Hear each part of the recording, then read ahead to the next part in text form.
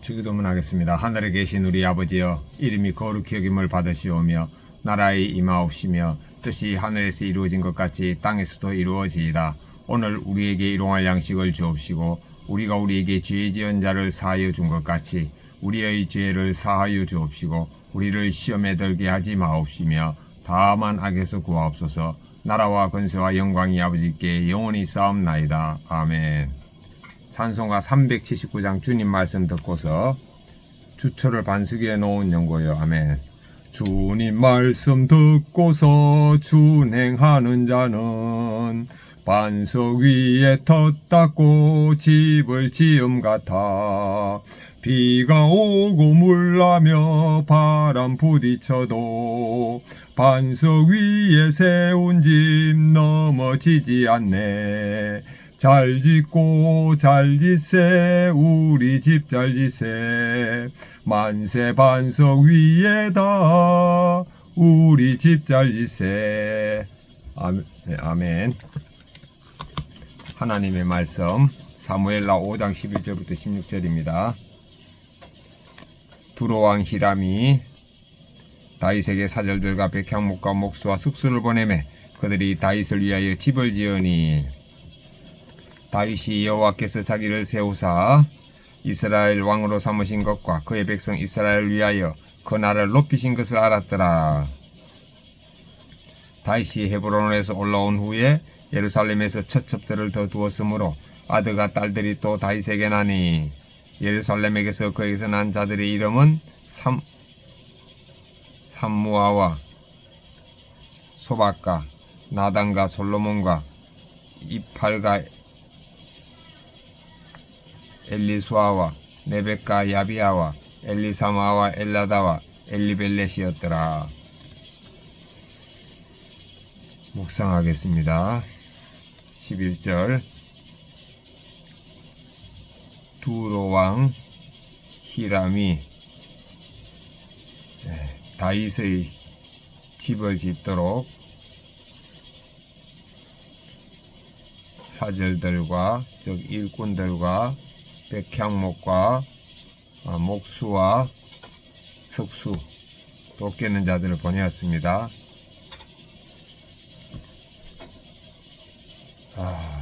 12절 다윗은 여호와 하나님께서 자신을 이스라엘의 왕으로 세우신 것과 이스라엘 백성들 위해서 높이신 것을 알았습니다.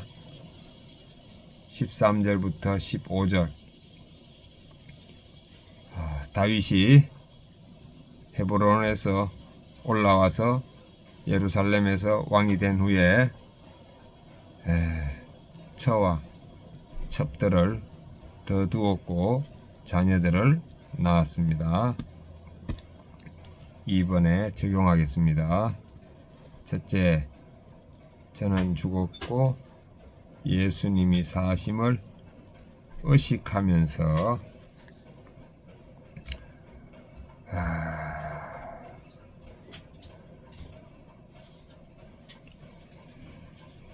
나 오늘 있기까지 하나님께서 도우시고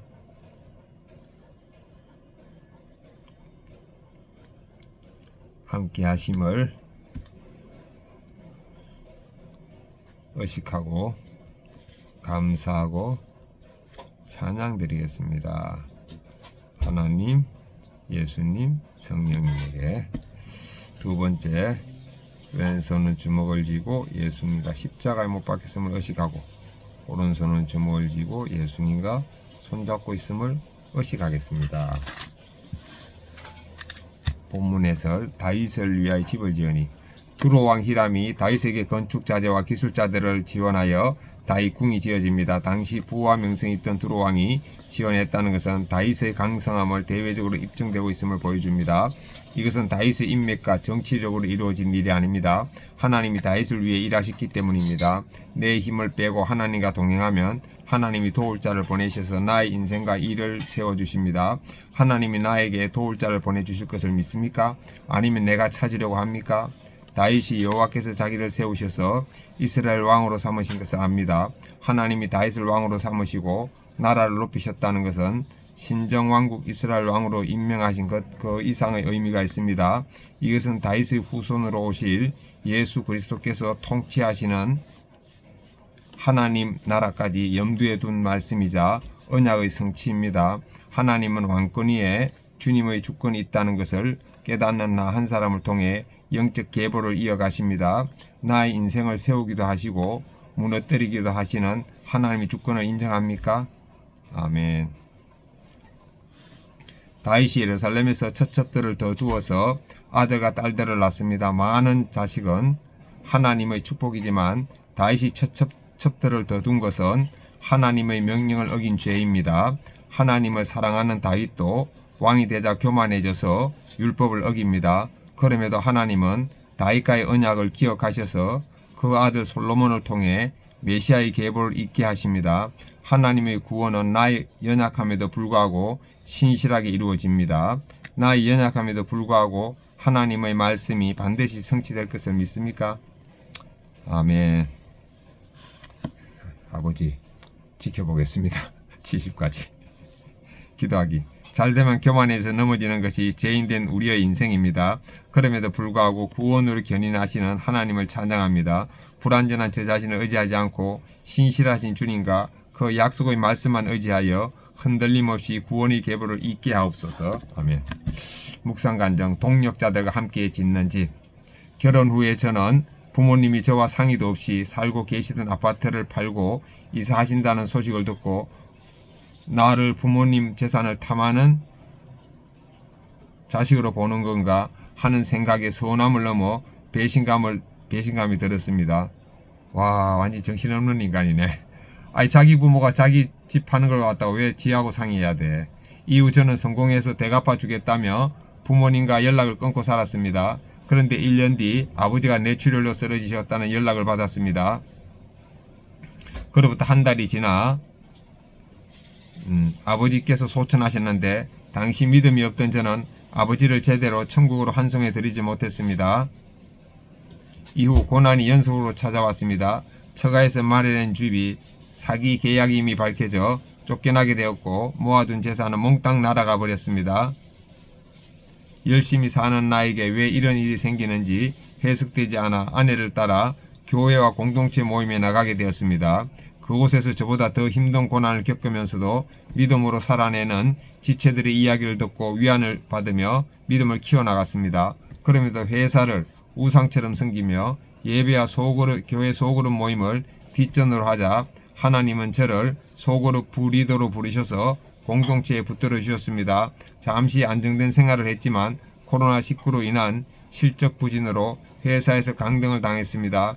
이후 방황하던 제게 하나님은 한 장로님을 통해 예배 안내 봉사를 맡기셨고 매주 같은 자리에서 안녕하세요 인사를 반복하며 평안을 되찾았습니다. 지금은 하나님이 세우신 소그룹 리더의 자리에서 내 힘으로 살려다 쫄딱 망하고 하나님을 만난 간증을 나누고 있습니다. 하나님은 믿음의 집을 완성하지 못하고 방황하는 저에게 믿음의 동력자를 보내주셔서 저의 고난이 백향목같이 쓰이도록 용기를 주셨습니다. 광야에서 믿음의 집을 지켜 하신 하나님께 감사드리며 가정과 공동체를 믿음으로 지켜나가길 기도합니다. 적용일. 믿지 않으시는 어머니께 교회에 같이 가자고 말씀드리겠습니다. 적용이. 방황하던 저를 붙잡아준 믿음의 동력자들에게 SNS로 감사 메시지를 보내겠습니다. 지혜 적용을 확인하겠습니다. 저는 죽었고 예수님 사심을 의식하면서 저를 오늘까지 있게 하신 하나님의 도우심에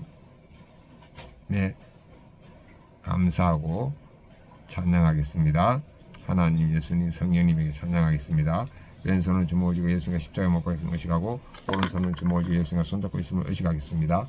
아멘.